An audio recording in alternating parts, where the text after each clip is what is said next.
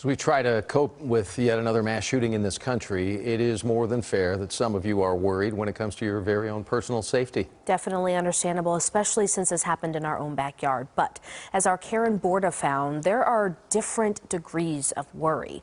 She spoke with a medical health expert to get you some tips, hopefully, that can help keep your worry at healthy levels. It's all new for you at 5. When mass shootings happen, it can seem that no place is safe anymore. Schools, churches, grocery stores, concerts have all been targets for shooters in recent years. Mental health experts say it's understandable to be concerned, but letting worry turn into unnecessary anxiety and then full-on fear is when it can become a problem. But a little bit of worry helps us do well. It helps us show up to work. It helps us study for the exams. It helps us to make good decisions as parents. But if we let it run, we'll end up isolated, disengaged, and not living a meaningful life. And then we will physically and psychologically suffer. Kevin Gilliland is a licensed clinical psychologist in Dallas. He says after events like the one in Allen, even people completely removed from the tragedy can go from a healthful state of situational awareness in their own lives to feeling anxiety and fear almost everywhere.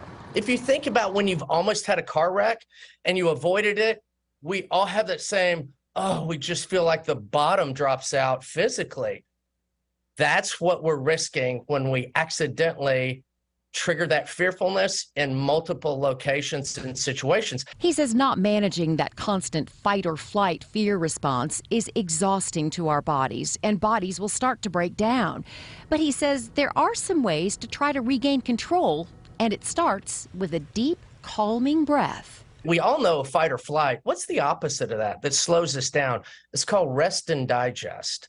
And so when you take that big breath, and we've all had that occasion, that automatically slows our body because it gets our best thinking back online. He says as horrible as these events are, they really are low-frequency events. So ask yourself if what you're feeling really matches the current situation.